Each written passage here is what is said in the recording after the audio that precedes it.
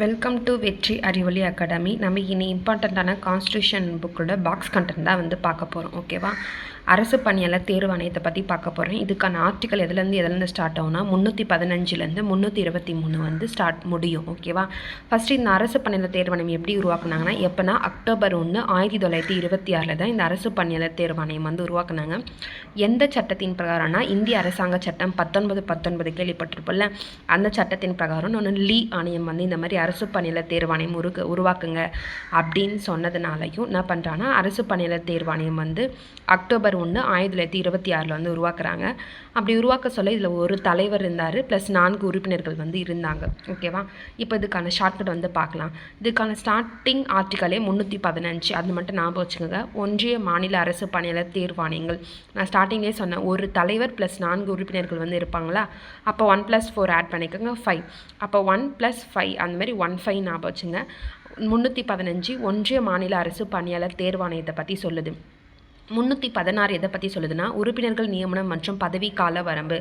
இப்போது உறுப்பினர்கள் நியமனம்னா மோஸ்ட்லி எத்தனை வருஷத்துக்கு அவங்க நியமனம் பண்ணுவாங்கன்னா 6 வருஷத்துக்கு நியமனம் பண்ணுறாங்கன்னு வச்சுக்கலாம். அப்போ இவங்களோட பதவி காலம் 6 ஆண்டுகள். அப்போது 316 நியமனம் பதவி காலம். தேர்வாணையம் உறுப்பினர்கள் நீக்கம் மற்றும் இடைநீக்கத்துக்கான ஆர்டிக்கல் 317 சொல்லுவாங்களே. இப்போ 7.5 சனி பிடிச்சிச்சின்னா அவங்கள பதவியிலேருந்து கூட என்ன பண்ண தூக்கிடுவாங்க அப்படின்னு சொல்லிட்டு. அப்போ தேர்வாணையம் உறுப்பினர்களின் நீக்கம் மற்றும் இடைநீக்கம் 317, அதான் அந்த 7. ஓகேவா? தேர்வாணையம் உறுப்பினர்கள் ஊழியர்களுக்கான ஒழுங்குமுறைகளை உருவாக்குதல். இப்போ ஒழுங்குமுறைகள்னால், இப்போ நம்ம சாலை பாதுகாப்பெல்லாம் ரூல்ஸ் அண்ட் ரெகுலேஷனை ஒழுங்காக ஃபாலோ பண்ணனா, நம்ம லைசன்ஸ் வாங்கினா எட்டுட்டு போட்டால் தானே நம்ம லைசன்ஸ் தருவாங்க. அந்த மாதிரி தேர்வாணையம் உறுப்பினர்களின் ஊழியர்களுக்கான ஒழுங்குமுறைகளை பற்றி சொல்லக்கூடிய ஆர்டிக்கல் 318 அப்படின்னு சொல்கிறாங்க. தேர்வாணையத்தோட பணிகள்னு பார்த்தீங்கன்னா, அவங்க 24 ஹவர்ஸில் பணின்றது 2 லெட்டர் தானே, அப்போ 20 ஹவர்ஸ் அவங்க ஒர்க் பண்ணுவாங்க அப்படின்னு சொல்லிட்டு நோட் பண்ணிக்கோங்க. அப்போ தேர்வாணையத்தோட பணிகள் 320 அப்படின்னு சொல்கிறாங்க. தேர்வாணையத்தின் பணிகள் விரிவாக்கம் செய்யும் அதிகாரம் ஆர்டிக்கல் இப்போது பணிகள் 20, அதை விரிவாக்கம் செய்கிறாங்கன்னா இன்னும் எக்ஸ்ட்ரா 1 மணி நேரம் போட்டு வேலை செய்கிறாங்கன்னு வச்சுக்கலாம். அப்போ 321 தான் தேர்வாணையம் பணிகளை விரிவாக்கம் செய்யும் அதிகாரம் அப்படின்னு சொல்கிறாங்க. அதுக்கு அடுத்தது 322 என்ன சொல்கிறாங்கன்னா, தேர்வாணையத்தினுடைய செலவினங்கள் அப்படின்னு சொல்கிறாங்க. செலவினங்கள்னால், இப்போ நம்ம ஒரு அமௌண்ட் நம்ம சம்பாதிக்கிறோன்னா அதில் வரவும் இருக்கும் ப்ளஸ் செலவும் இருக்கும்.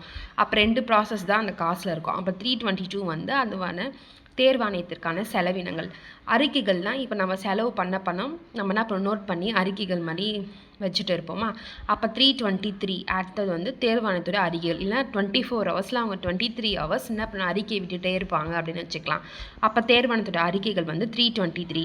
இது இம்பார்ட்டண்ட்டான பாக்ஸ் கண்டென்ட் ஃப்ரெண்ட்ஸ், நோட் பண்ணிக்கோங்க. தேங்க்யூ.